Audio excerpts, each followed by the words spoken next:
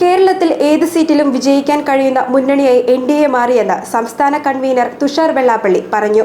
മാറി മാറി വരുന്ന ഇടത് വലത് ഭരണം മൂലം കേരളം അയൽ സംസ്ഥാനങ്ങളെ അപേക്ഷിച്ച് സാമ്പത്തികമായി ഏറെ പിന്നിലാകുകയാണ് ചെയ്തത്.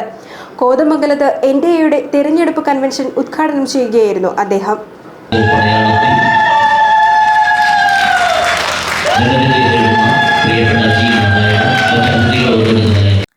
കഴിഞ്ഞ 10 വർഷത്തെ പ്രവർത്തനത്തിലൂടെ NDA മികച്ച വളർച്ചയാണ് കൈവരിച്ചത്.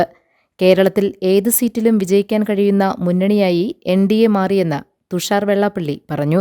കേന്ദ്ര സർക്കാരിന്റെ പിന്തുണയോടെ അയൽ സംസ്ഥാനങ്ങൾ ഏറെ പുരോഗതി കൈവരിച്ചപ്പോൾ കേരളം സാമ്പത്തികമായി പിന്നോക്കം നിൽക്കുന്ന സംസ്ഥാനമായി മാറി. എല്ലാ മേഖലയിലും കേരളം പിന്നിലാണെന്നും തുഷാർ വെള്ളാപ്പള്ളി ചൂണ്ടിക്കാട്ടി. കേരളത്തിൽ ഏത് സീറ്റിലും ജയിക്കുവാനുള്ള സാധ്യത ഉള്ള ഒരു പാർട്ടിയായി ഇന്ന് അല്ലെങ്കിൽ ഒരു മുന്നണിയായി NDA മാറുകയുണ്ടായി. അത് ഈ കഴിഞ്ഞ 10 വർഷക്കാലം കൊണ്ട് നമുക്ക് ഉണ്ടാക്കിയെടുക്കാൻ കഴിഞ്ഞ വലിയ ഒരു നേട്ടമാണ്.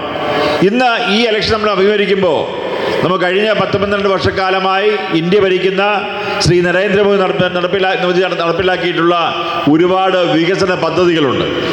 ഇന്ന് കേരളത്തിലുള്ള സാധാരണ ജനങ്ങൾക്ക് കിട്ടുന്ന ഒരുപാട് തരത്തിലുള്ള സഹായങ്ങൾ കേന്ദ്ര ഗവൺമെൻറ്റിൻ്റെതാണെന്ന് മനസ്സിലാക്കുന്നവരാണ് ഇവിടുത്തെ നമ്മുടെ സഹോദരങ്ങളൊക്കെ.